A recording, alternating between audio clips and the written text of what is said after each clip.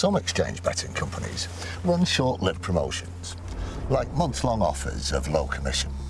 At BetDAG, we wanted to change the way we did things, so we set our commission at 2% permanently. That's 2% on football, horse racing, golf, almost any sport. 2%. That's just one way that BetDAG is changing for the better. For the better, like you. BetDAG, the 2% commission exchange. Over 18s only, please gamble responsibly.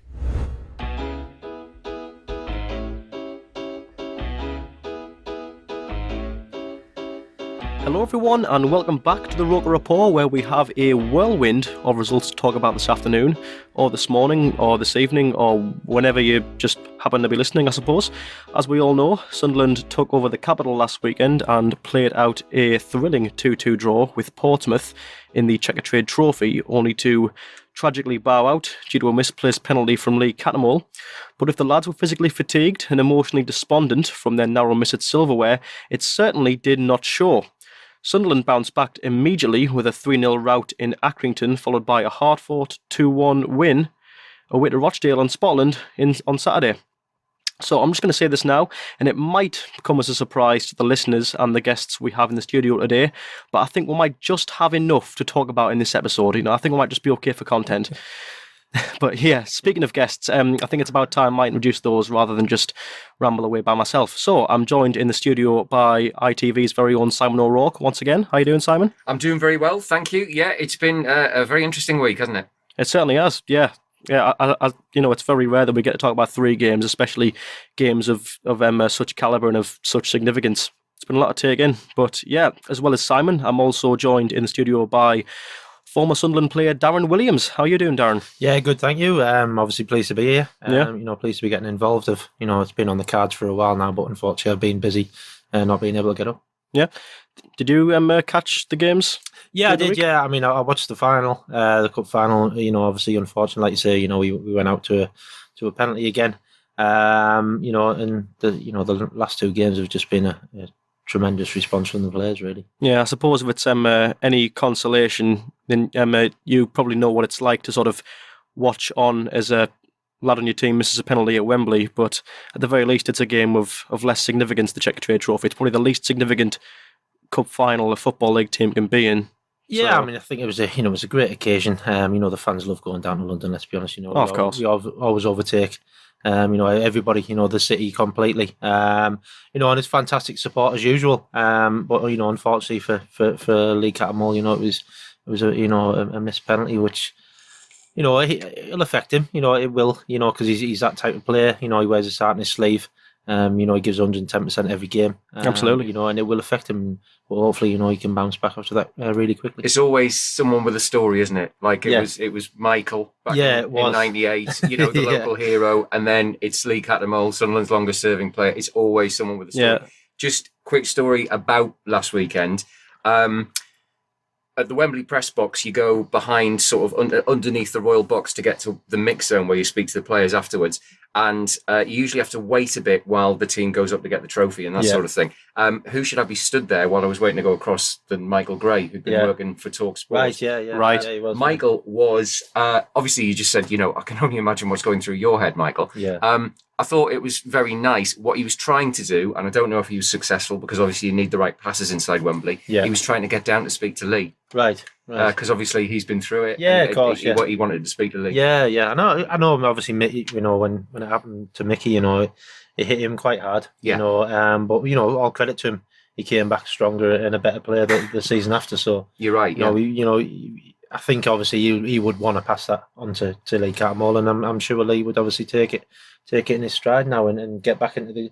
He's a good pro. Do you know what I mean? Lee is a good pro, and he will continue to be a good pro, and I'm sure he will bounce back very quickly. Yeah, and I think you're right what you say, Simon. There's always that sort of poetic tragedy with Sunderland, isn't there? Where when there's an occasion like this, if something's going to go wrong, it has to be the player who's the most significant in some shape or form who's going to miss it. If it wasn't Cattermole, it would probably have to be Honeyman by default, wouldn't it? Or Gooch, or just someone, I think, with a big connection to the club, much like Mickey Gray before him. But anyway, it's a big thing to talk about, and I fear that if I don't get the 3-word review out the way now, we might never get round to it. So I'll crack on with that now. So as always, with the 3-word review, it's very self-explanatory. We asked the good people of Twitter to summarise this last week in 3 words, which, in fairness to them, they've done very well, because to talk about everything that's gone on in the last 7 days in just 3 words, it's certainly not easy. But let's see what they came up with. So Lee Wickham says massive 3 points. Johnny Robb says disappointment, relief, elation. Robert Grimwood says 6 beautiful points. Matty says recovered from Wembley. RD Genericis says Rochdale commemorative mug. Did you see those? No, I didn't see No, Rochdale were peddling this merchandise on their club Twitter, I think it was, or just their club website, of commemorative mugs to with Rochdale versus Sunderland on them. Wow. I would never have expected that as an actual thing from a club. Sunderland is so showbiz in League. Yeah, we are. We're such a big club, It's, this is what the mags expect happen in the Premier League. Yeah, it's crazy. But So Hummy says football bloody hell. I think it's Joe Bellaby. I've got the name off here on my plan. I think it's Joe Bellaby. If it's not Joe, I'm very sorry. But Joe Bellaby says hate working match days. I certainly hope you've not been working on Sunday, Wednesday, and Saturday in particular, Joe. Hope you've got at least one of those off. Gavin Moan says thriving under pressure. Michael Dunn says Charlie Wyke. Chris Osgraham says caught Barnsley up. And Adam Royal says, let's catch Luton. So, what a week in football. And, where better to start off than to talk about the Checker Trade Trophy. We've threatened to go massively into it there, so let's just go all guns blazing on that final now. So what did you make of the full day then, Darren? Obviously, you're looking at the night before, the city's packed with red and white. Everyone's out drinking, celebrating, in the right way. Yeah. I don't believe there was any issues or any trouble that went on, and I wouldn't imagine there was. Obviously leading up to the game, first half, I thought we were brilliant. To be fair, first half, I thought we played extremely well. It's just unfortunate that we couldn't capitalise a bit more on chances that we had. But then second half, I just felt that we were a completely different side.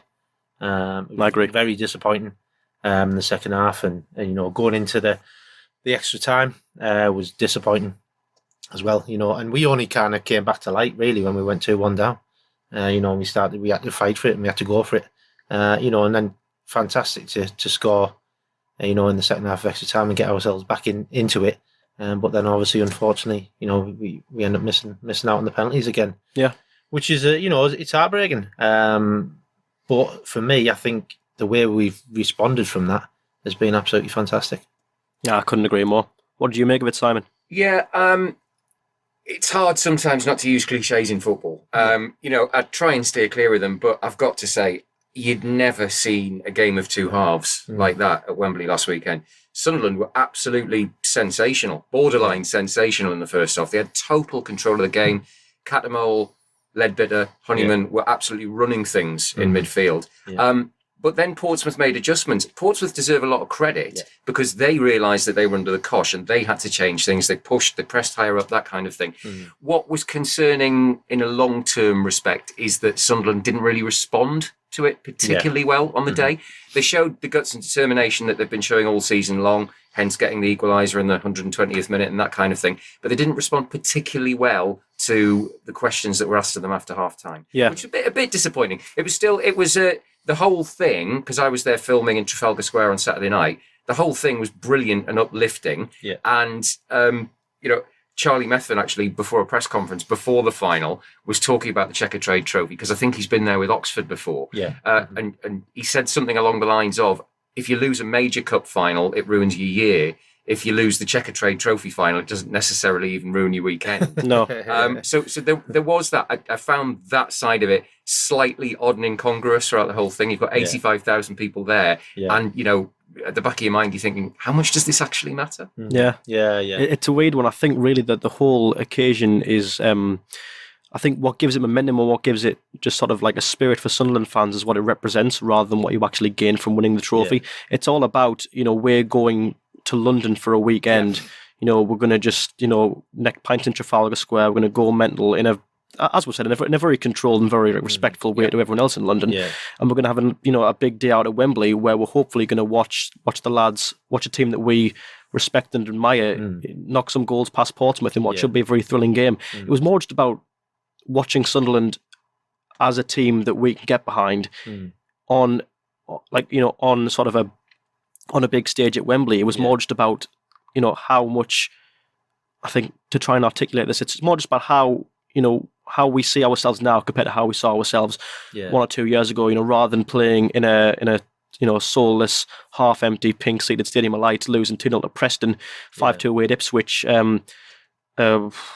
4-0 home to Southampton with Moyes. We were watching the lads, who obviously aren't going to be as good as the Premier League team, but ultimately this is a team that we're behind, this is a team that we respect, and this is a team that we are going to watch at Wembley, and that whole occasion is just got so much momentum behind it. It's got a real soul and spirit about it, and that's what makes it so momentous. But I think what you say there, Simon, and what you've said as well, Darren, is completely bang on. I think Sunderland were borderline sensational, is the word, in the first half. They did everything but score more than one. Aidan McGeady is, looked as he has looked in many games, absolutely unplayable. I would absolutely hate to be a League One defender when he's on form on his day. Totally, he's absolutely immense. Sunderland dominated the first half, but the question is, why couldn't they repeat it in the second? I think we've sort of answered that. Kenny Jackett, who's Portsmouth manager, I mean, he's a veteran Football League manager. Kenny manager, he knows what he's doing. Yeah. Oh yeah, he's absolutely no mug, Kenny Jackett. If we'd have got him in the summer, I'd have been overjoyed because he's. I think obviously Kenny identified what was happening, and I think he put it right, and like you said, they then put the onus back on us. The worrying thing is we seemed to panic. Yeah, and we just kept giving the ball away every day. Nobody could put the foot on the ball. And the composure went. For 2 or 3 passes. We totally. It was going forward. It was coming back straight away. They were under a lot of pressure. And we were playing really, really deep, and we seemed to get really ragged. I think we were just getting pulled all over the place. Each individual player was getting dragged out of position, which was creating space for them to get into, and they were exploiting it extremely well. Yeah, I mean, really, really poor defending for the goal. I think both of them. Yeah. Yeah. As a centre half, you've got to get in between the man and the ball. That would have ran back to the goalkeeper if you'd have got in between the man and the ball. He's then I don't know how he's done it, but he seemed to have jumped into a tackle, but jumped past the player. Which is very, very poor. At any level, I'd be.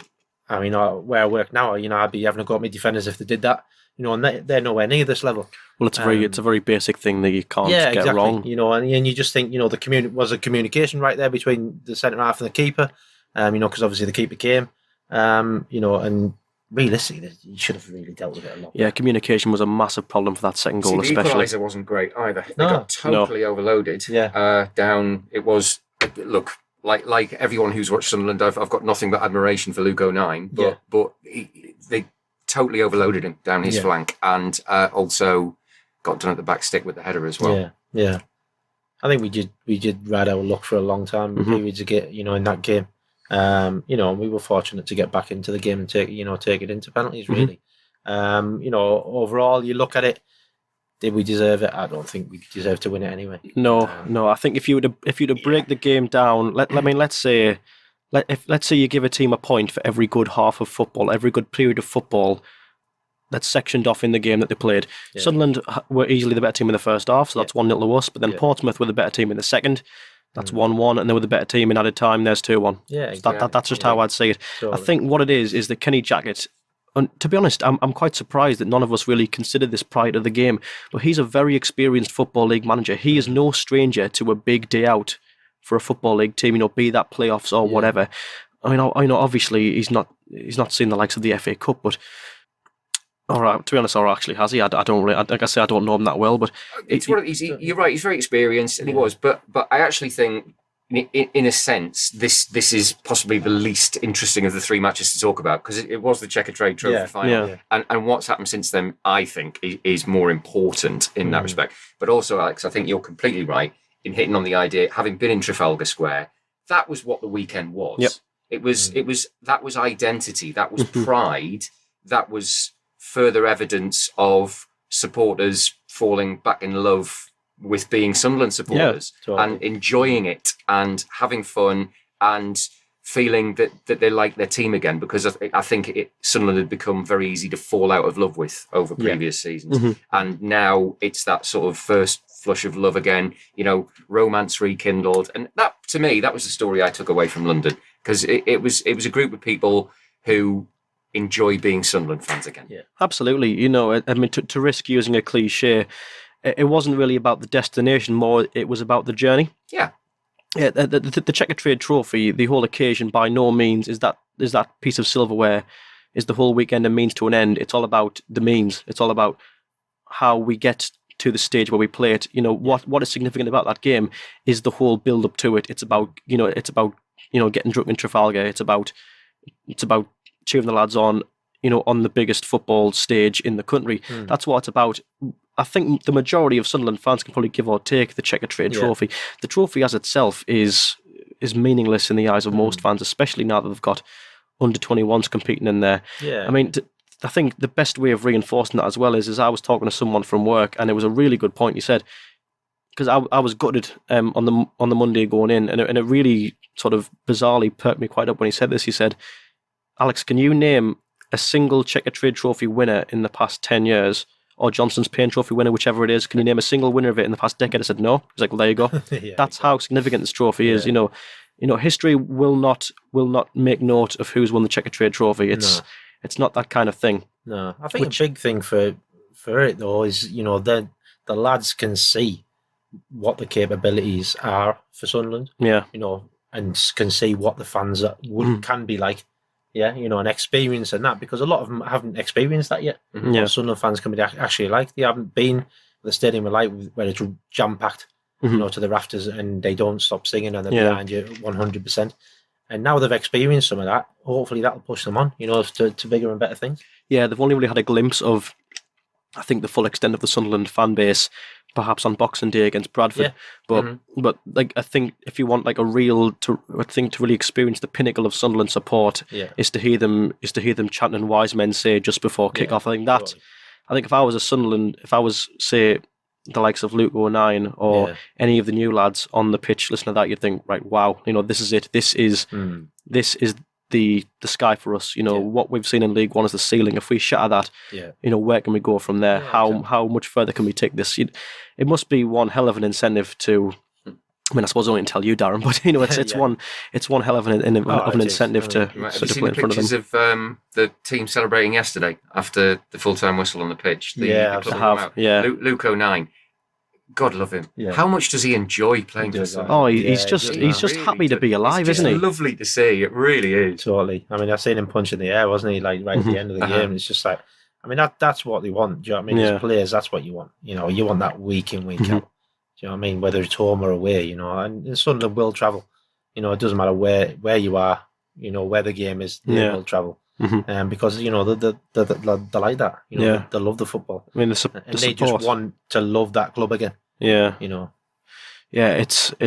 What the Sunderland fans will do for a team that cares is almost limitless. I mean, I think to once again use another cliche by quoting Simon Grayson of all people, but Sunderland's a working class club. I mean, we heard him say it about 10 million times in his interviews, but the point stands that it is. Predominantly this is a working class city. This is a working class club. There will be Sunderland fans who have been to Wembley for a weekend, booked God knows how long off work, paid how much for travel. They'll have gone to see them at Wembley. They'll have gone to see them at Accrington in midweek, and then they'll have gone to see them at Rochdale on Saturday. Exactly. Now, for a lot of fans, you could imagine that the strain on the wallet and perhaps the level of stamina would wane by the following week. Understandably, a lot of fans would probably drop out and think, I've done Stanley, I've done Wembley, I'll give Rochdale a miss. Yeah. And there we are with 4,000. Yeah, there we are, absolutely packed out. There's our fans just love watching a team that cares. Yeah. They just love watching a team that will graft for them. That's what it's all about. It's great. It's great to see. It's great. I think there's a real culture now, especially amongst primarily, almost exclusively amongst the fan base, of just getting behind them. I mean, if you look at Charlie Wyke, for example, now this is an interesting point I want to get on to. Charlie Wyke, he obviously. He scored yesterday, but in a lot of fans' minds, he seemed like a bit of a Josie Altidore, a bit like, he's not going to get going. Yeah. It's not going to work for him.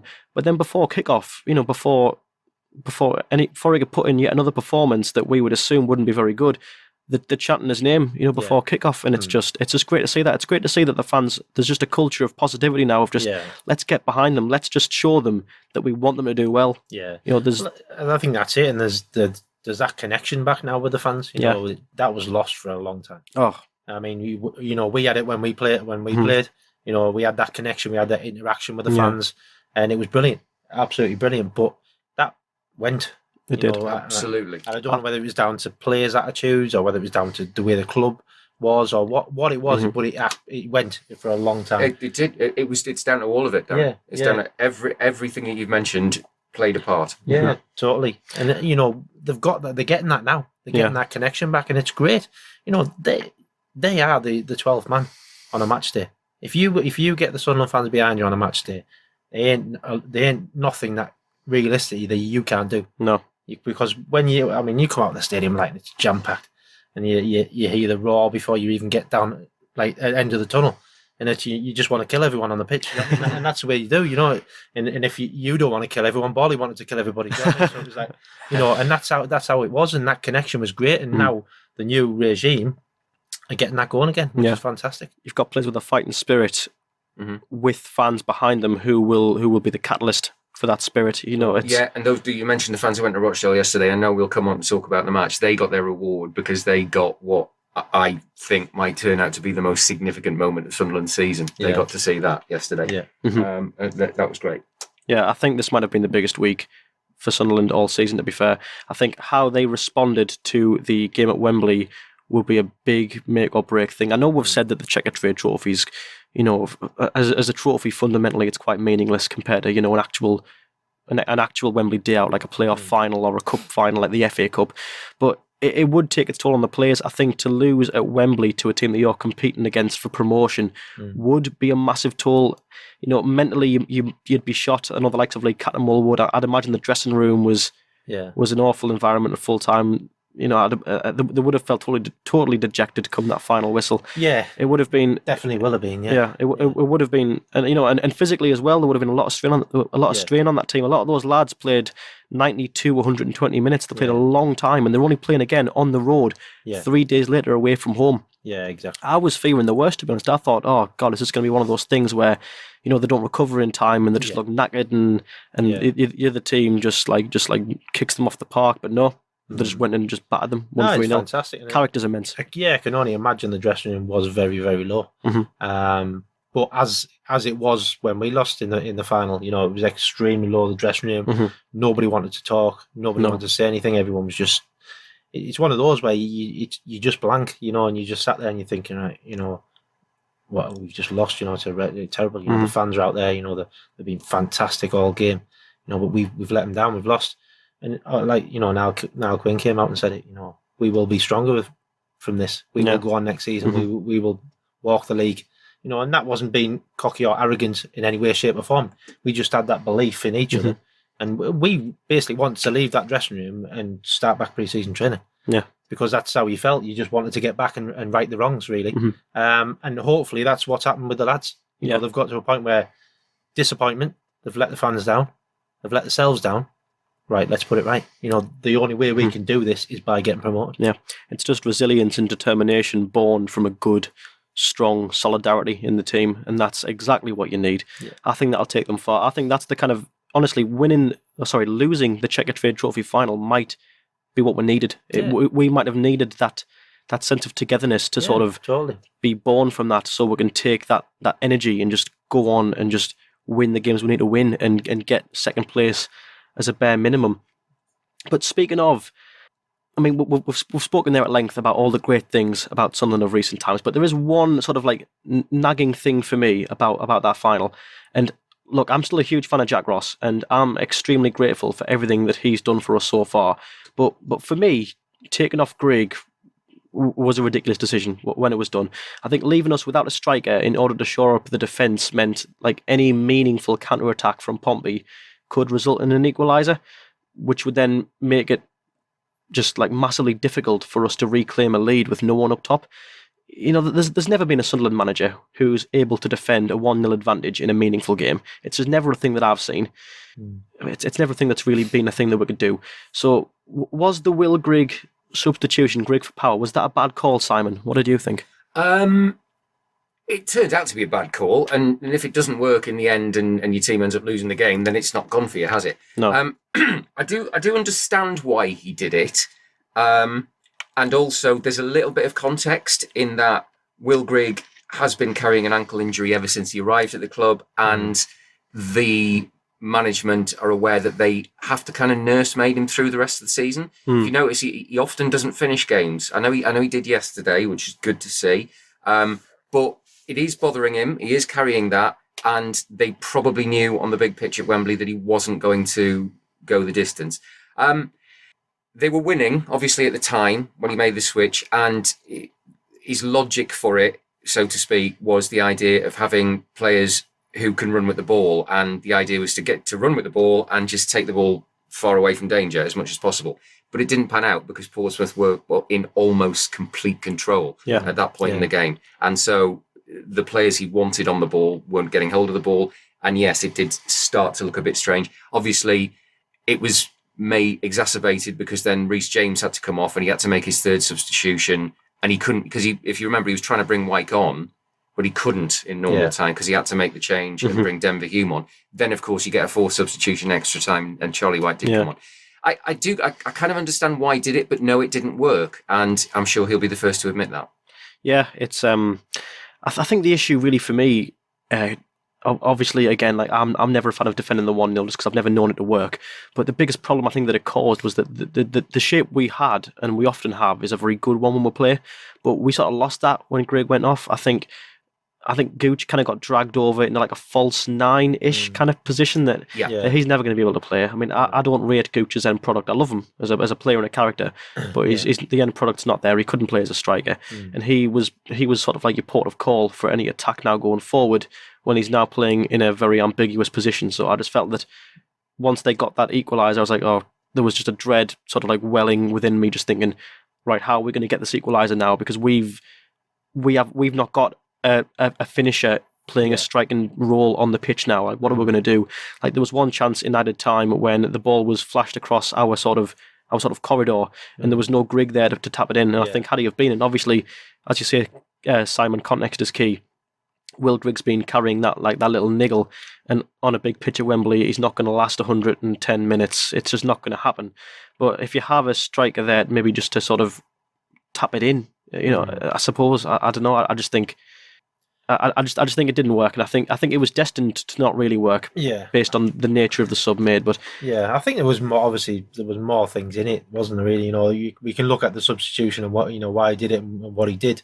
But realistically, in that second half, we just didn't get hold of the ball anyway. No, do you know what I mean? So realistically, Will Grigg was non-existent because we didn't get it to him. We didn't retain the ball. We didn't look after the ball. And we became very scrappy, and we just ended up disjointed. Yeah, to be quite honest, you look when you look at the game, our centre halves were way out wide, and you think, well, the centre midfielders, Catamall and Lebbett was struggling to really keep pace with the lads in the middle of the park for Portsmouth. Because they really stepped up their game, and then realistically, the only time we actually got back into the game and looked like we held the ball and kept it and got into dangerous areas when we went 2-1 down. I think it was only like sheer desperation towards the end that sort of just like pushed the lads on to get something. Exactly, and that's the only time, apart from the first half, is we played with any urgency. In the second half and in extra time. That's the only time towards that end of the game that we actually played with any urgency and any desire to go and obviously get ourselves back into the game. Yeah, it was almost like we had a really good game plan from the get-go, a really good plan A, but then Portsmouth had a better counter, but then we didn't have a counter for their counter. No. It was sort of like once their plan B came up, we just sort of stopped playing and just resorted to long balls and just sort of scrappy clearances. The way we passed the ball around in the first half was excellent, but they just seemed to forget how to do it in the second. I just think I think our good passing game relies on a certain level of composure, and while I do value these characters in this team, I do think there's an element of confidence to that. I think once that sort of goes, they just sort of resort to kicking it. We've seen it loads of games where they've just been off the boil from the start because they've just not really looked like they've felt it, that game. Oxford away, Wickham away, just games like that, and obviously the second half. But no, I think one final point on Wembley, just to leave it on, is why does Lee Cattermole take your penalty? You've got George Honeyman there, he's your captain. You've got Charlie White there, and number 9. Surely your captain or your number 9 takes a penalty over Lee Cattermole, who prior has never taken a meaningful penalty for Sunderland. Well, fortunately, I think Darren should answer this one, because you've been in that situation. Yeah. Who decides? How does it happen? Well, basically, you put yourself forward. You know, you put your name forward, and obviously from then on, realistically, if you looked at, you know, if it was, you know, for instance, Kev Phillips, Niall Quinn, Nicky Summerby, you know, Alan Johnson, you know, Alex Ray, you know, myself, Geordie, you know, whoever it was, you'd look at them and think, right, okay, who are my better penalty takers from that? Do you know what I mean? Whether these lads put themselves forward, I don't know. You know, I can only speculate that they didn't, because I'm not too sure. You know, Cattermole's obviously put himself forward. You know, he's felt confident to take one. Personally, I was actually racking my brains before the actual penalty takers were picked, and I actually picked exactly the same penalty takers. And I don't know why I put Cattermole in it. No. And no disrespect to him, I just don't know why I put him in. But I said, Cattermole, because I thought he's an honest player, he's an honest lad. He will put his name forward, and he has done. You know, but unfortunately, you know, he's a player who likes to take responsibility. He does, isn't he? Yeah. So you would have thought it was his responsibility to take a penalty. Exactly. Yeah. Yeah. You know, and for me, yeah, he shouldn't. You should be more looking for your strikers, your goal. And I know Katz has scored, you know, some goals this season, which is fantastic. But he's not an out-and-out goal scorer. He's not. He's really not. You would look beyond Cattermole and think, right, who have we got that could take a penalty? Katz, yeah, you can be the next, you know, the 6th one if it goes to that. You know, yeah, I wouldn't have him in the first 5, but no, but I suppose, strange. I suppose it was just a case of willing. It was who wanted to take it. I mean, and imagine with the lads we've got, that a lot of them came forward. There's probably some that missed out in the first 5 and think, I wish I could have taken his instead. Yeah. And it was a very weak penalty. I think when you look at it, he steps up, and before the foot connects with the ball, the body's arched. If you're a keeper, then you're reading that before it's taken. You're thinking, right, he's aiming for the left. It's, you know, it's about lower torso for the keeper. He can just lean across and he can get that.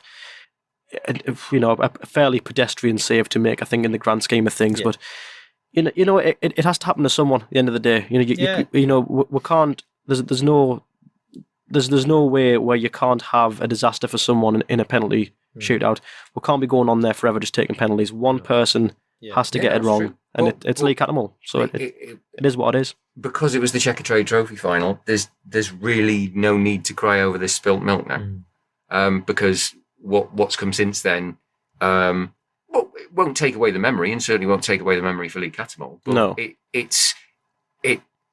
the big picture is always the important thing, and the big picture looks better at the end of the week. And that's what I take away. I think at the end of the week and that sort of thing. Yeah, absolutely. I think that's what we've got to take solace in, is that obviously while it's not gone right for us on the day, what it has given us is a run out in Wembley. You know, if touch wood, we end up there again in the playoffs, we've been there before.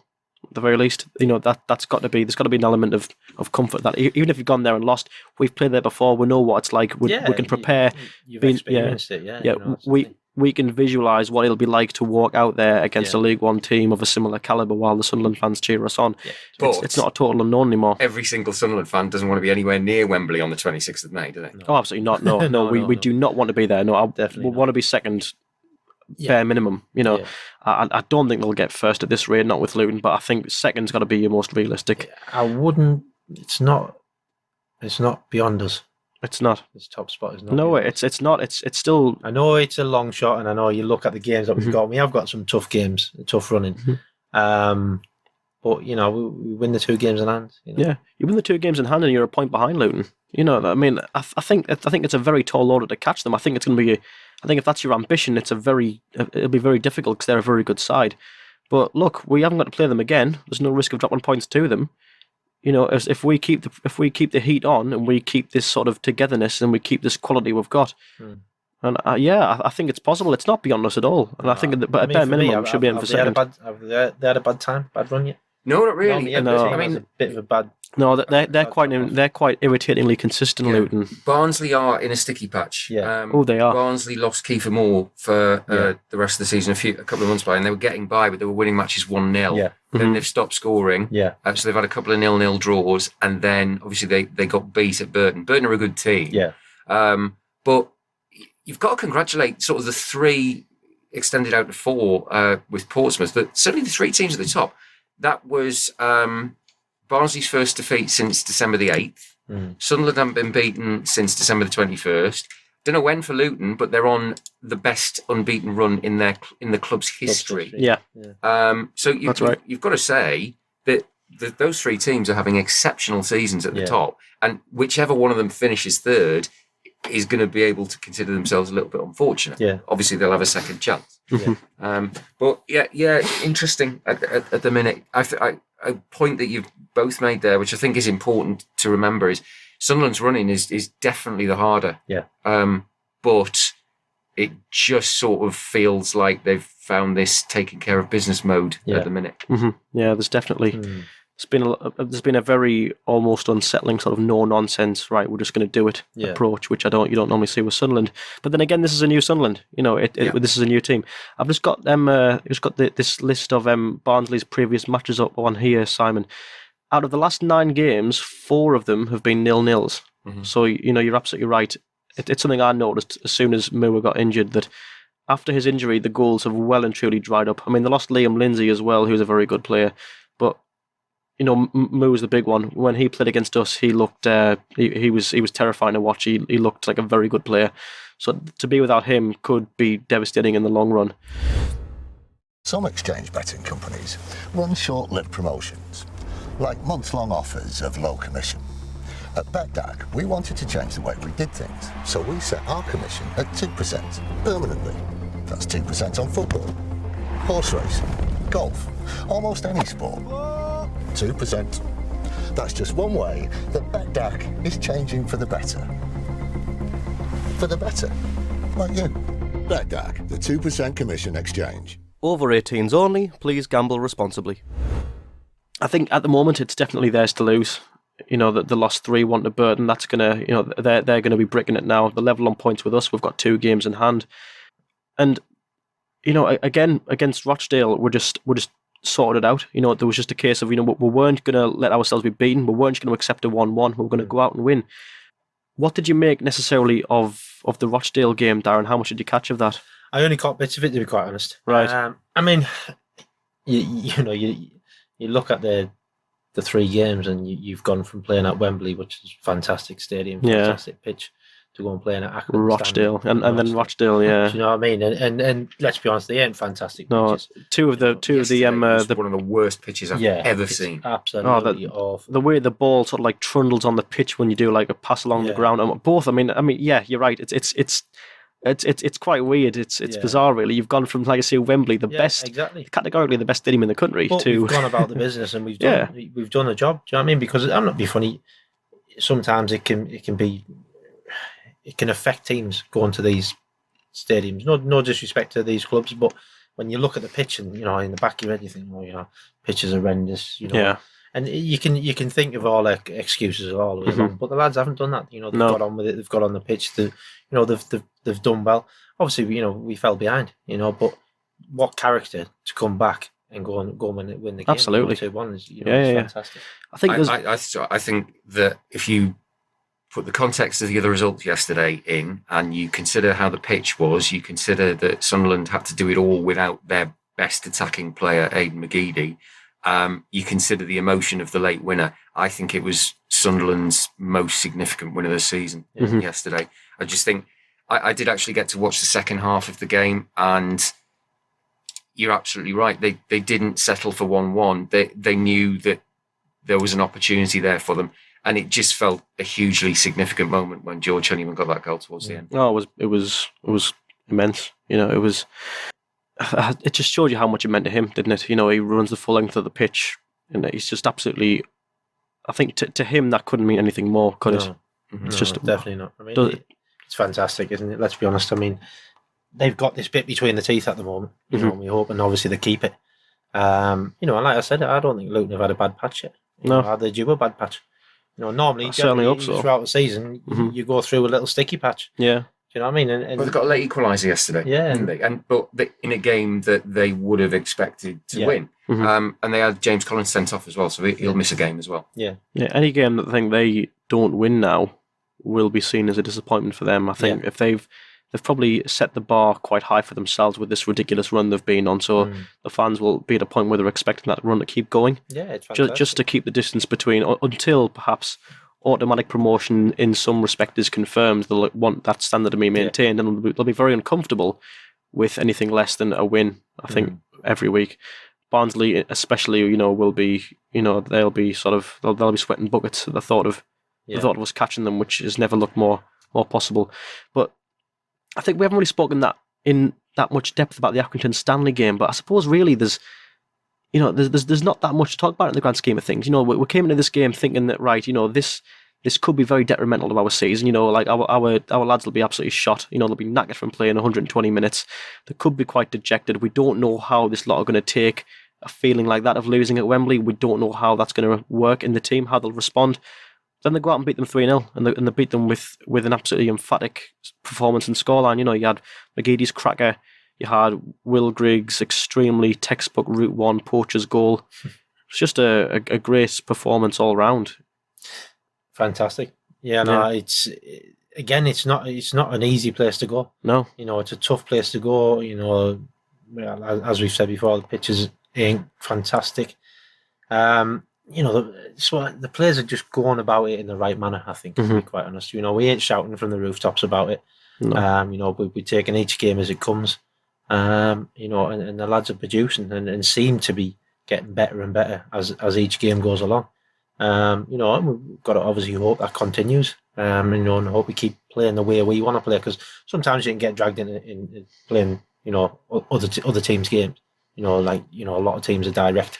You know, we can't be direct. Yeah. You know, you've got to mix it up, but when we play and we pass the ball and we move the ball, there ain't a lot, especially with the likes of McGeady. You know, he on the ball, he's fantastic. Oh, absolutely. Jack Ross said in the build up to the Accrington game after Wembley, he made quite a point of the fact that they'd been to Accrington, if you remember, because it was the abandoned game, and so they knew what they were walking into. It wasn't going to come as a culture shock to them, and that kind of thing.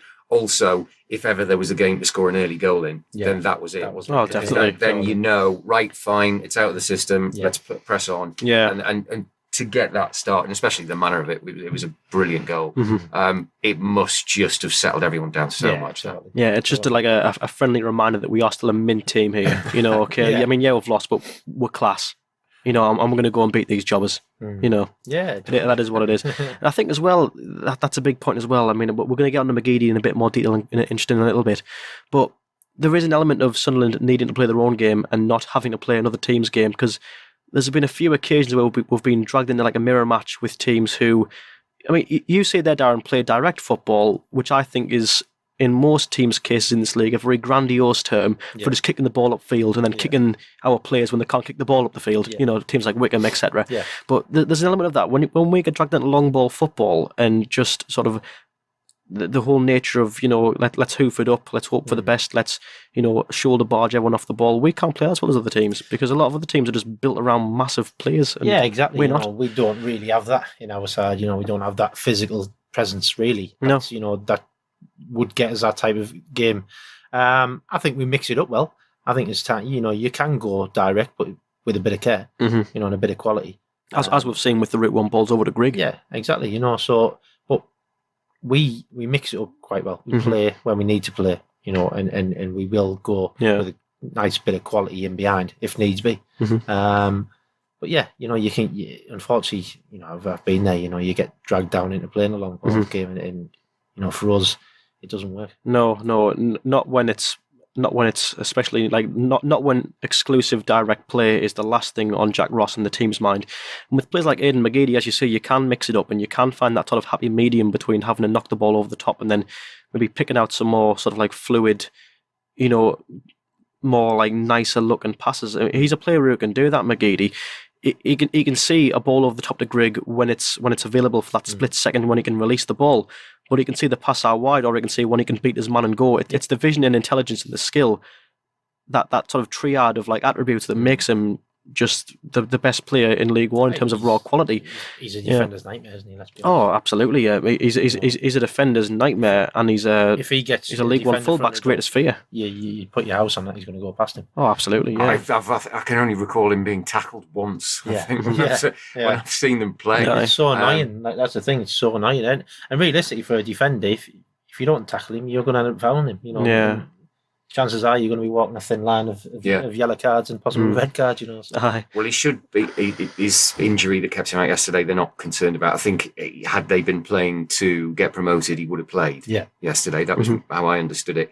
I'll be interested to see the team sheet at 6:45 on Tuesday night when they play Burton. Oh, yeah. Because it's a home game back on the Stadium of Light big pitch. Yeah. And obviously he went 4-4-2 in the two games against Accrington and Rochdale. And I'll be interested to see what he does. Grant Ledbetter, who's been excellent since coming back to the club, obviously sat those two games out, which was maybe no bad thing, and given the way that the games were likely to be anyway. But I think there'll be a big temptation certainly to bring him back in on Tuesday night. Yeah. Maybe that might lead to a change of formation as well. Yeah, there are so many question marks there, aren't there? It's like, we'll go back to we're back at the Sol for the first time since Wembley.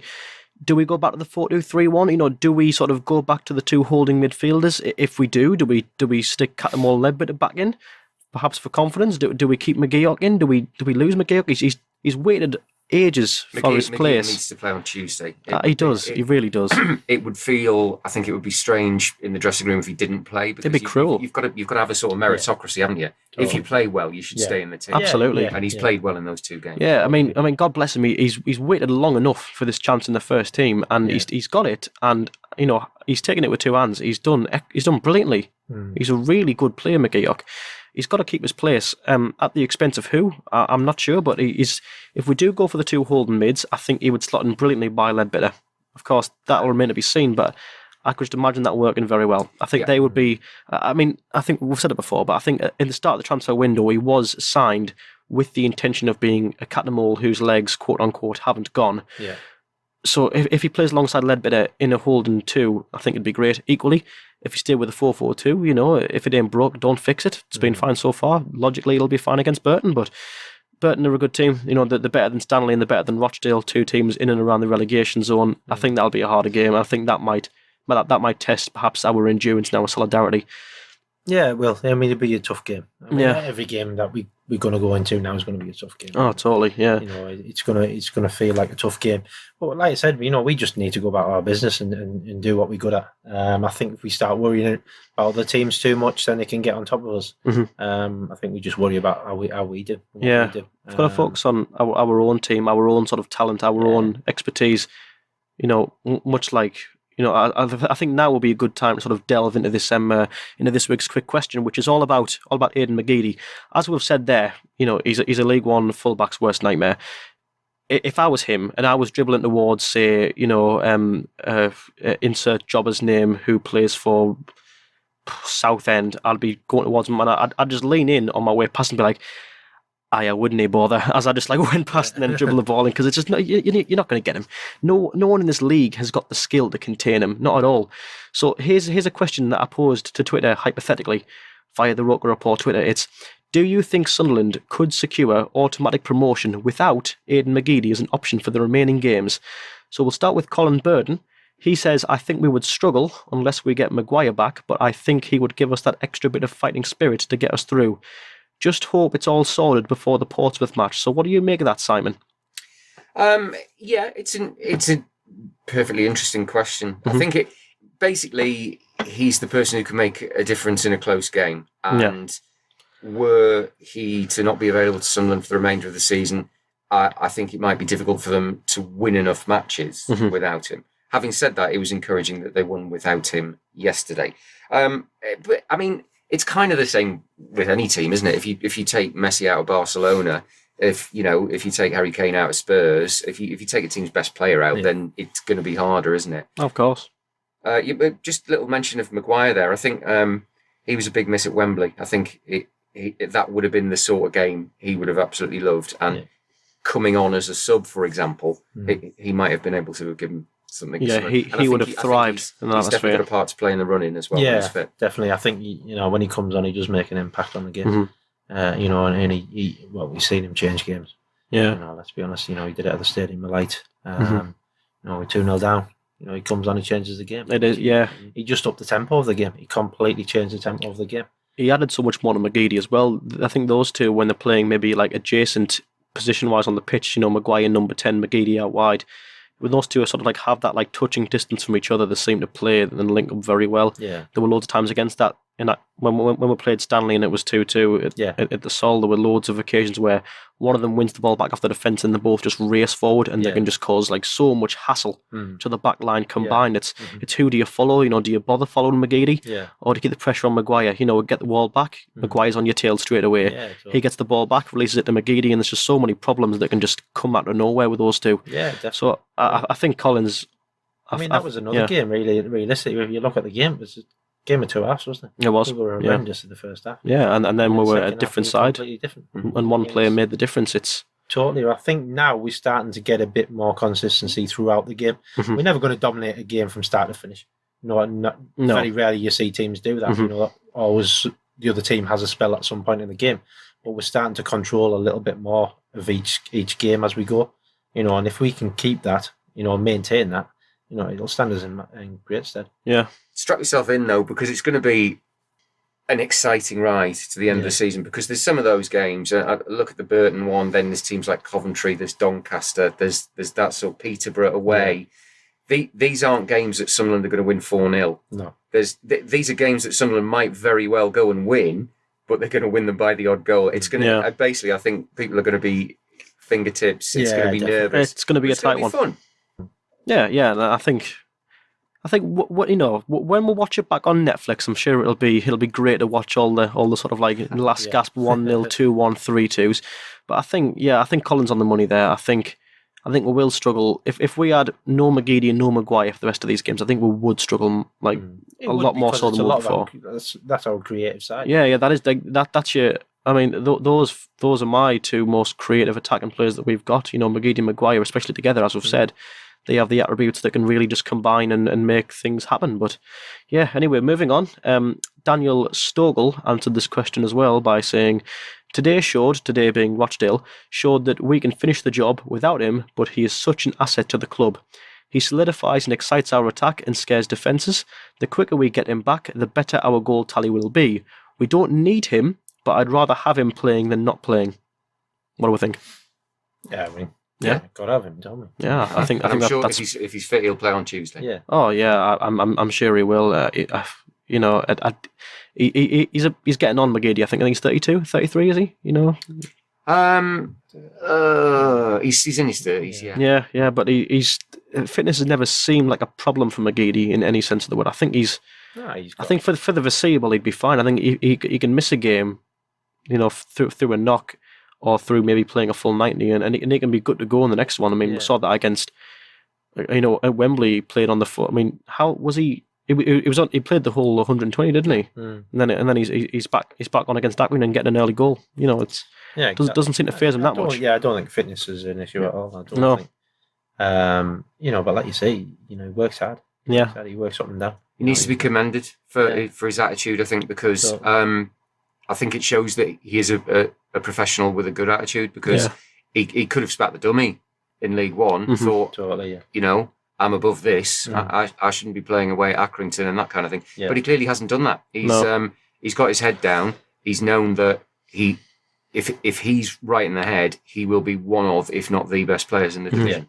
Yeah, he saw maybe a good opportunity for maybe a more...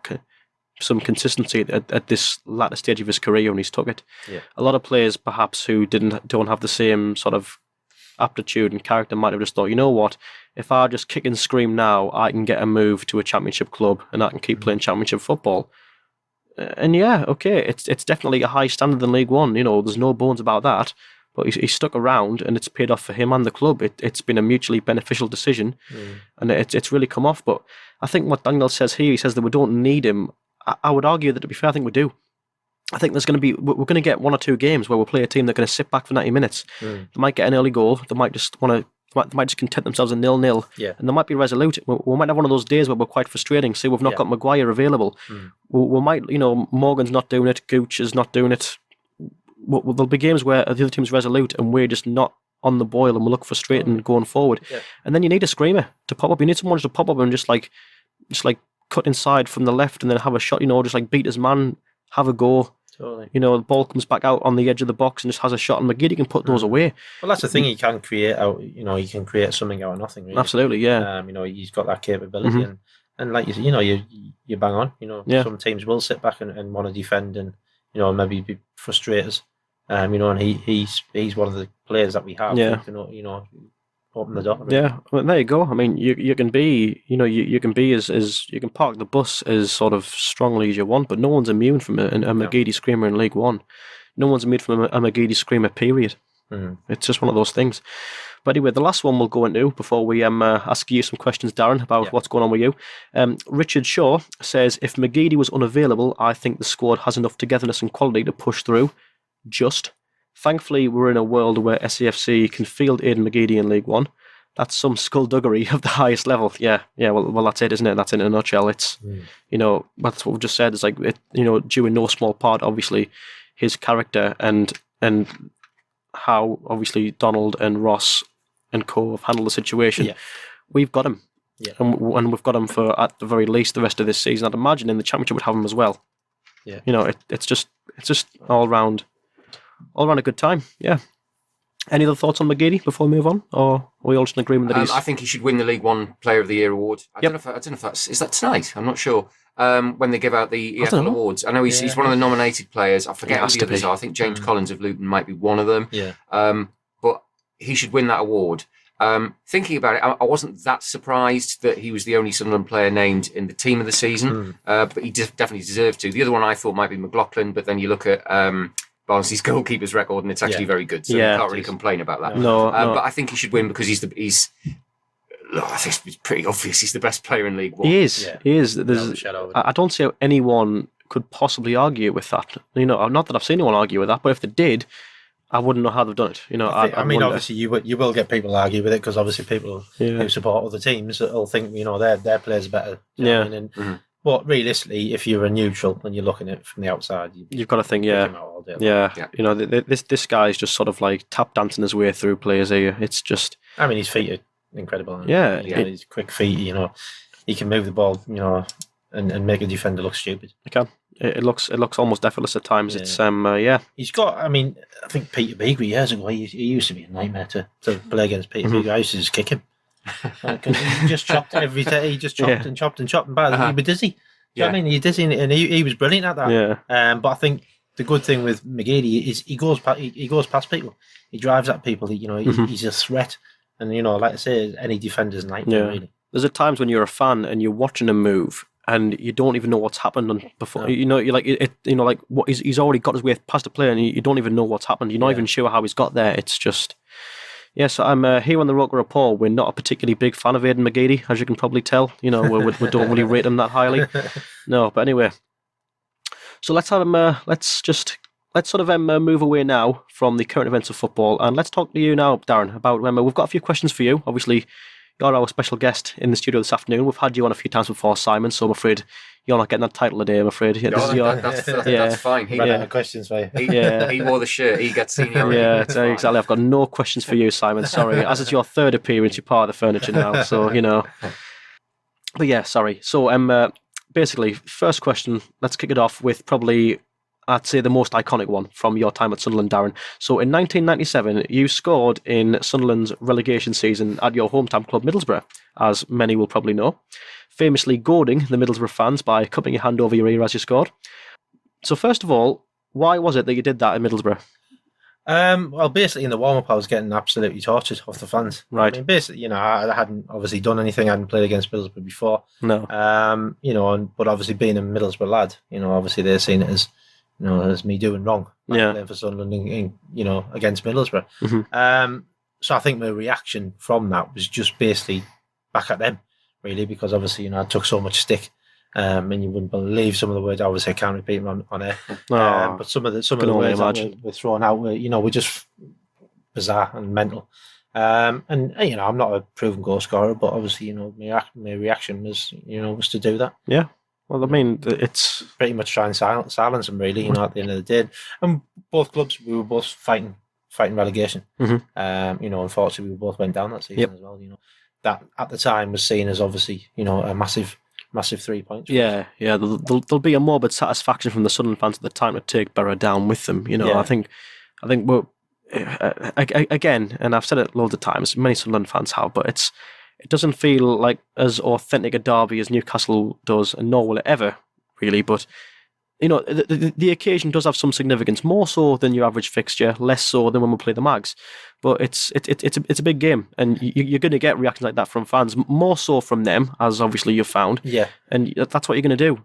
Yeah, totally. I mean, that's what anyone would do. It's just they hate each other. Yeah, that's the bottom line. The fans hate each other. Yeah, and I don't mind that, but it's so long as it's good banter. When it goes beyond that, then obviously there's issues and problems. But yeah, that was a massive game. For me, I shouldn't have even been in the box. That was the thing. Bizarrely enough, I wasn't actually supposed to be in the box. We'd done a lot of shape leading up to the game.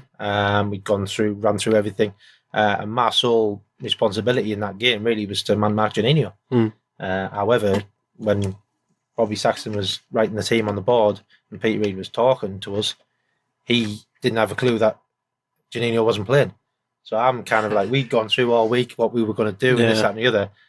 And he said, any questions? And I put my hand up. I went, yeah. And he was like, well, been through it all week. I was like, what do you need to ask? I went, you want me to sit next to Juninho on the bench? and bizarrely enough, I ended up with a free roll. Right. And it was Paul Bracewell who said, might as well get yourself in the box. Yeah. He said, go and get yourself in the box because there's no one to mark. Well, if your sole responsibility is gone. Realistically, they would have left Juninho up because with his height, defending free kicks and corners, they wouldn't have brought Juninho back. He would have stayed up the pitch. So obviously, effectively, I would have been marking him. So ideally, it worked out, really, really well. Many people say they have my eyes open when I had it. I think I'm not too sure.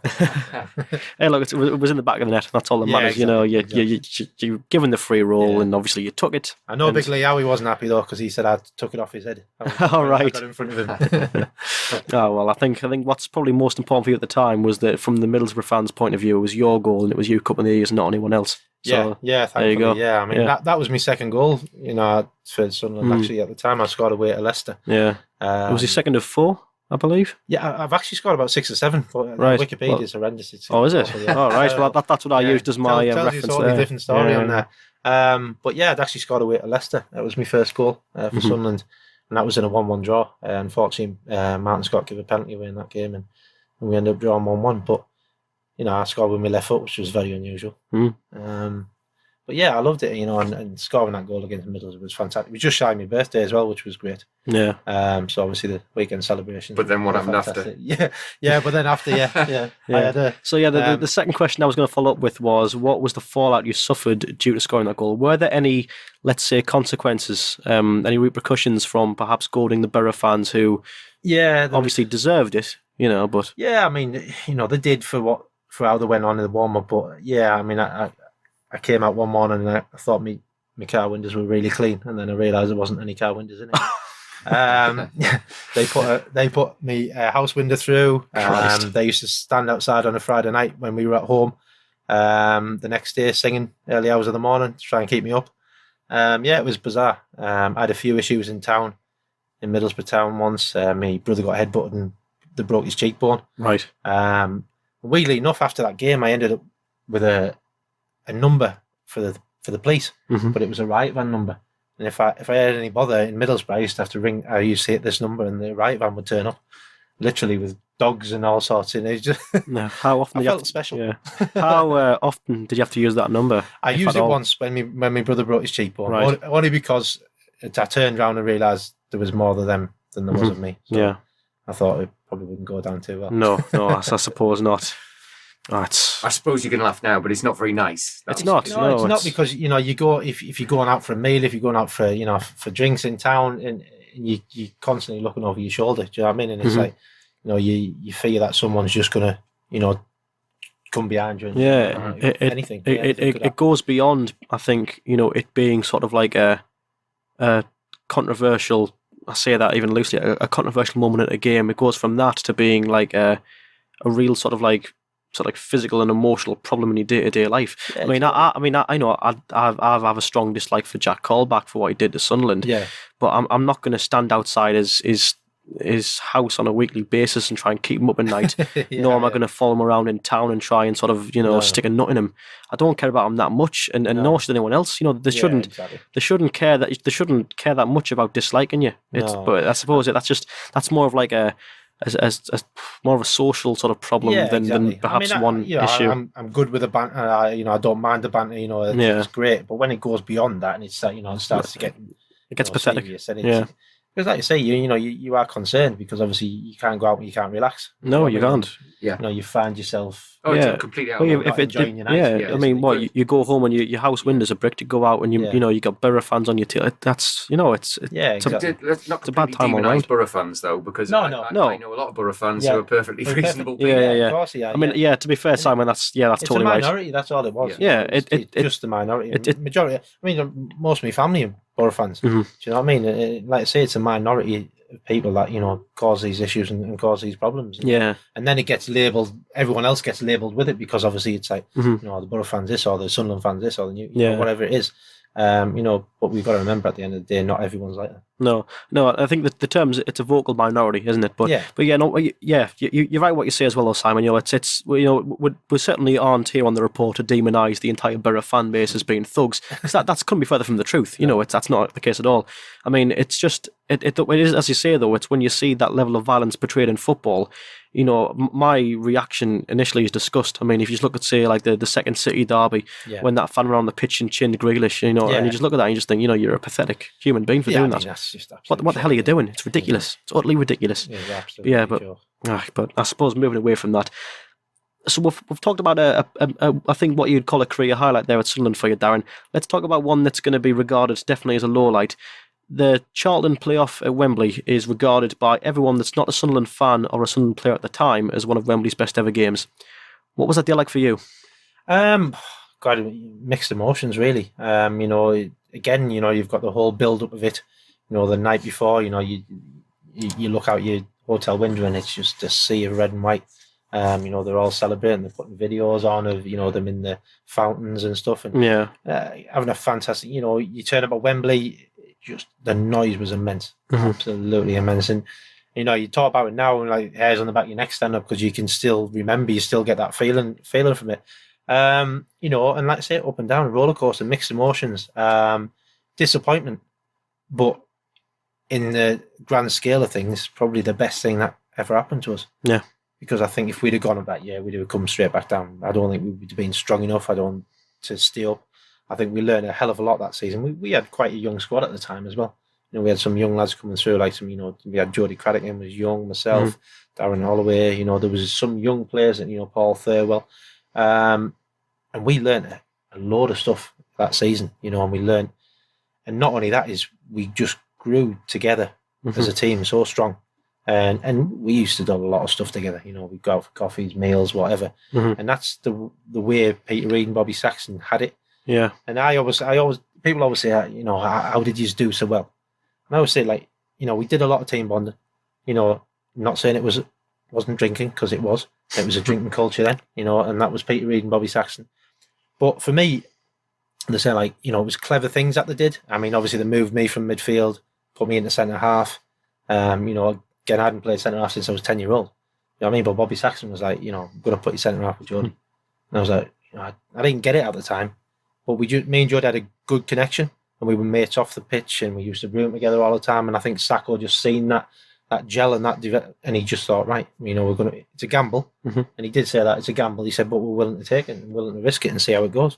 Right. And obviously, it went extremely well. But for me, they didn't spend a fortune to build the team. Kev Phillips was next to nothing really. If you look at it, myself, Jody, people like that, they got for really cheap. But they just had an idea and a vision and how they wanted to play and what players they wanted. And for me, I describe it as a jigsaw puzzle, and they just found the pieces that fit. and what they required. Yeah, and then they just put it together. Wow. And it, you know, it was a fantastic, you know, it was fantastic times.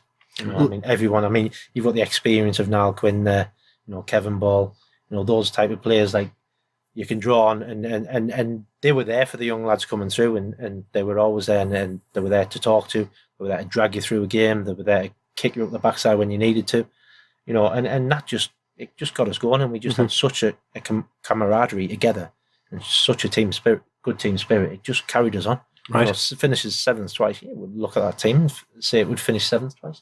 You know, on paper, it didn't look anything, but the way they had us and what they got, and they got characters. They had a lot of good characters in there, and a lot of good lads who looked after each other. Yeah. So that's another question as well, Darren, as well. We say there about Saxton. I mean, like I've heard that he's always been a very knowledgeable coach. You know, I think there was, well, I mean, I say I've heard that as if it's quite exclusive. You know, I think most people are under no illusions that, you know, he knew his stuff, Saxton. But would you say in any sense of the word, did Saxton have a impact on your career as a coach that you would go on to have, obviously, after your senior career was over? Yeah, totally. I think, you know, he had a massive influence on my career. He, you know, with Reedy and Sacco, Reedy was a good manager. He knew how to manage his players. He knew how to treat his players. He knew when to give them a kick up the backside. He knew when we needed a bit of time away. You know, and he'd done that extremely well. Sacco was very clever in what he did. You know, like I said, put me in the centre half. You know, never seen me play there ever. You know, but he just had an idea and a vision, and he thought, right, I'm going to give it a go. And they were brilliant, absolutely brilliant. And don't get me wrong, you know, when the time came to the end, I was gutted for them. You know, I mean, I didn't, because they were fantastic. To be fair, when you look at it, I think, you know, let them see the season out. You know, we got relegated anyway, but let them see the season out, because I just believe that within them two, it would have changed. Something, you know, we might have stayed up by the skin of our teeth, but something would have changed. Yeah, you just felt there was something there. Yeah, totally. Yeah, I mean, they were brilliant. They were fantastic. I mean, Ricky Sprazier was an influence of my career as well. Obviously, he was my youth team manager at York, right? And he recommended me to Peter Reid when he moved to Sunderland, and that was how it all came about, really. Yeah. Well, yeah. Can you talk me through your managerial career after you, obviously, because as we've said there, Sacco had a big impact on your sort of career after football, after your professional football career was over. But then from there, you went on to have a managerial career, I think, for not the longest period of time, but it was there, wasn't it? Yeah, I had 4 years at Whitby, which was brilliant. It was a tough job, really, to be quite honest, because I didn't have a lot of money at Whitby. It's a little bit remote, you know. So the players I brought in I brought in players I knew. I brought in players I could rely on. I probably maybe reflected on my Sunderland career and what Reedy and Sacco did, and tried to emulate that a little bit with the people I brought in. I took over, I think it was around about the back end of October, beginning of November, because I was actually playing there, and then the chairman just asked me if I wanted to take the manager's job. So I was like, well, I said, I'll give it a go. I said, that was not my intentions, but I'll give it a go. And was it one of those where when it came at the time, it just seemed like a good idea? Yeah, it did. And I just thought, do you know, I'll give this a go. And it took me about a month to sort the team out. We had some players who unfortunately weren't up to grade and up to scratch, really. Sorry, what level was Whitby Town at when you went? It was the Eagle Stick Prem, so it was kind of like 1, 2, 3 tiers down from conferences. I think it's just 2. Is it 2? I think. Yeah. So, you know, it's a decent level, and it's a good level. It's like a fully fledged semi-professional league. Yeah, but it took, like I say, you know, a month to sort the team out. And what I did, the biggest thing I learned as well is, like, the players I didn't really want, or not want, but players that couldn't meet the grade and couldn't really play for us, really, you know, at that level. I found clubs before I actually let them go, because I think the biggest thing for me is, like, at that level, they ain't earning a lot of money. And the last thing you want to do is say, right, thank you very much, son, see you later. You know, so for me, I found clubs, and I approached clubs and said, look, I've got this player, we'll keep him on a form, you know, but you can sign dual registration. Yeah. So we just did that, and then they went and played. And then obviously, if we required him, if he was short 1 week, we could call him back in, and he could play for us. So I did that, and I think a lot of the players respected that because obviously, they were still playing, still with an idea that they could come back. And I just brought in, like I say, lads I knew. I brought in Graham Armstrong, who I'd known from Gateshead and plays that, a very good goal scorer. At that level, I'd imagine. The team, I brought in like called Jeff Smith, who used to be at Bolton. And Jeff was fantastic, brilliant. And we had a good bunch of lads together. I think we ended up going, it was about 14, 15 games unbeaten back end of the season, and we ended up surviving. And it actually took over, the chairman wrote us off. He said we were planning for the Northern League next year. And it kind of hit me a little bit. I was like, hang on a second, you've not even given me a chance here. Do you know what I mean? But the way he's seen it, we were 13 points adrift, and it took us a month to change the team. But like I say, we went on the back end. I mean, we ended up playing, we travelled down on the Wednesday to play at Matlock, and it got rained off. So we had to then travel on the Thursday. Bearing in mind, these lads work, and I've got to get them off work to get down to Matlock and go and play. So I managed to get them off both nights. Obviously, the first night got cancelled, so we ended up coming back. Second night we went down, we ended up winning 4-2. And then on the Saturday, which was 2 days later, we were travelling down to Buxton for our last game of the season, which we ended up winning 1-0.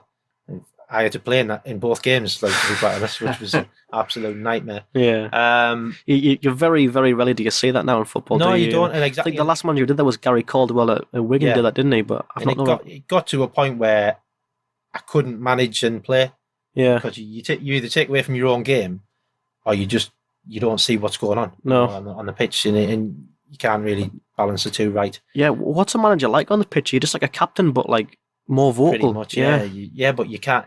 The problem is you're trying to concentrate on doing your job, while you're also trying to think, right? Yeah. You're looking at 10 other. Yeah. Are the other 10 jobs doing what one would do? Yeah. So it's a lot to go on, and in the end, I made a decision like not to play. Yeah. Only if needs be, if it was short or anything. Yeah. Because it was nights we went down to Nantwich, and 5 or 6 lads were travelling down in the car. Because they couldn't get off work early enough, so we rolled down on the bus. They got there 5 minutes before kick-off, and I took a lad from my college where I worked at EDC. Yeah. And basically, I took one of the college lads with me. He was signed him on a form. So it was me and him on the bench. And within that first 5 minutes of the game, 2 of my centre halves came off. One pulled his calf and one pulled his hamstring because they'd been in the car. Sat in the car for hours coming down. Right, yeah, so just stiff as a board, get on the pitch. We only got beat 2-1. Unfortunately, I had to keep him, made a boo-boo at the end and let one in. But, that's massive learning. You learn a lot. And you've got to manage these players. I had lads come from Newcastle to train Whitby and then to play games. And it was just, so for them, I've got to give them the time off sometimes and look after them. But I've got to do it right because you've got lads who were in Middlesbrough training. And they're like, well, where's the lads from Newcastle? And I'm like, well, hang on a second. They travel a long distance. I'm looking after them. We've got a lot of games going up.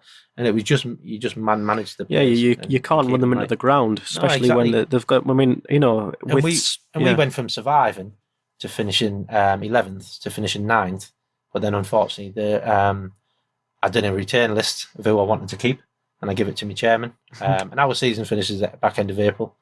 And I spoke to him about February and I said, we need to speak to these lads before the end of the season. We don't pay them through the summer because they don't get paid. They're only on contract through the season. Fixed term. So it wouldn't cost the club anything, Yeah. And he didn't speak to them. So they went to Darlington, they went to Spenningway, and they went all over. So I lost half my team and you can't build with nothing. You can't. And that's unfortunately when it just went downhill from there. Yeah. And it was difficult because all the lads who I knew and I could rely on, unfortunately, they'd gone because they didn't know what was happening. I'd spoke to them and said I want to keep you, but the chairman hadn't spoken, arranged the contracts and stuff. Would you do it again? Would you like another job? Yeah, I would love another job. Yeah, I mean, I'd love to go in management. I'd love to go into club full time, to be quite honest. It's so difficult, really difficult. You ask around and you look around, you apply for jobs, and half the time you don't even get an interview. So it's difficult. I did under 15s at Hartlepool for a while, but shed loads of paperwork and you them 2 hours that you do every night paperwork, you don't get paid for, and it's just like you think I could have spent another hour on the pitch with the lads. Yeah, and it's finding that balance now of like what's more important, is it developing players out on the field, or is it sitting behind a computer or at a desk writing about what they're good at and what they're not good at. Yeah, it's not it's not what any coach has in mind, is it? No, sitting there not. Doing maybe very arduous paperwork, knowing that I'm not getting paid for any of this. Exactly, and it's tough because, like I say, I'd sooner spend more time out on the training pitch. Of course, yeah, only makes sense. So just one final question, Darren. What is it you're doing these days? Because I understand, obviously, you're not in football management currently. What is it you're doing now? No, I'm working for a company in York called I2I International Academy. They basically set up out of York Uni, and they're lads from all over the world, America, India, all over. And they come over, do degrees, and then we coach them on an afternoon. They play Monday night Floodlit League, and then they play Wednesdays, which is the Bucks League, which is all the universities teams play each other. And then basically we arrange showcase games against like Sunderland or Hull or whatever, any pro clubs that we can. Bearing in mind the level, because these lads ain't up to the standard of your Sunderland academies. No, they're top players. They're not near there, but we've had some great games. We played Wolves and we beat Wolves under 16, 17s, 3-0. We came up the other week and played against Sunderland. We lost 2-1. Sunderland had a few 15, 16, 17s in. But it was good. It was brilliant. It gives them an insight into what it's really like. Yeah, and I imagine as well for university teams that you do get, you will get a good standard of player. I mean, I was at University of Sheffield, and obviously, there's a reason why I'm doing a podcast and not playing football myself. I was nowhere near the starting 11 of a uni where that's 80,000 strong. 40,000 of those will be blokes. 20,000 will like football. That's a big crop to pick from. Yeah, totally. So with university teams, you do tend to get. I'd imagine obviously it's not going to be identical to the standard of professional club football. No. Yeah. But there's going to be you're going to get some gems in there. I bet you're going to get some very good players. We get the odd ones. They had a couple of lads before I joined who went to Leeds. And I think one's gone on to Sampdoria. Right. Wow. So that it's good for them. And it gets them on the we're just trying to delve into different markets now. Really, different countries and see if we can, make a connection. But it's good. I mean, my Bucks team this year we won the league. I've got the Whites team who play on a Monday night in the Floodlit. They're in the quarterfinals of the cup on tomorrow. So there's a bit of success for them, and they love it. They love it. I mean, they turn up every day and they train and they work the hardest, and they want to train even longer. That's the thing. They want to train 2-3 hours, and I'm like, well, that's not what they do. At any level, you wouldn't train that length of time. You'd knock yourself before your games, exactly. wouldn't you? Yeah. And again, it's managing them, because obviously they've got a lot of uni work to do. Yeah. And it's giving them the time to get that done, as well as obviously train and play games and stuff. Yeah, but all in all, are you enjoying it? Yeah, sounds like you are. Yeah, it's been brilliant. Yeah, I mean, I've started in September. So I've not done a year yet, but it's brilliant, and it's different. You're getting lads in who are at a certain age but still want to develop and still want want to try. And they're good kids. They're good kids. That they're really polite. They call you coach or sir, and I'm just like, no, it's Darren, and they just can't help it. And then you're high-fiving every day and fist pumping and all sorts, because we've got there's 100 odd there, and then they just come in and they just you find yourself trying to have your dinner, but you're fist pumping every 5 minutes, because that's what they're like. They just everyone at college, sixth form and uni, everyone's just like so polite. There's a real culture of politeness, I think. Totally, at that sort of like age of education. Totally. But well, thank you very much for coming along today, Darren. No problem. It's been an absolute pleasure. Same to you as well, Simon. Thank you very much. You're more than welcome. Always a pleasure. I'm sure we'll have you on for your fourth appearance on the Rapport in no time. We'll call you back in. If they're celebrating promotion, I'd like to be part of that. Yeah. Oh, hey, honestly, yeah, we'll get like the entire sort of like cast of the ROKER Rapport from the past 2 seasons in. It'll be like an opera, we'll get them in like on like the last. We'll rent out some like massive thing. We'll have like a nice chorus of just like plaudits to Sunderland. That's wishful thinking, though. We've got to actually deal with the business first. Then we can plan the grandstand finish for the pod. But indeed. Anyway, so thank you very much for tuning in, and thank you very much again to the University of Sunderland and their David Goldman Media Department for allowing us this space to record. It's always appreciated. Couldn't do it without you. And thank you as well to the listeners for still tuning in, especially as you've lasted 83 minutes coming up, which is always, I think, quite impressive, because I never get car journeys that long. But anyway, thank you very much and good night.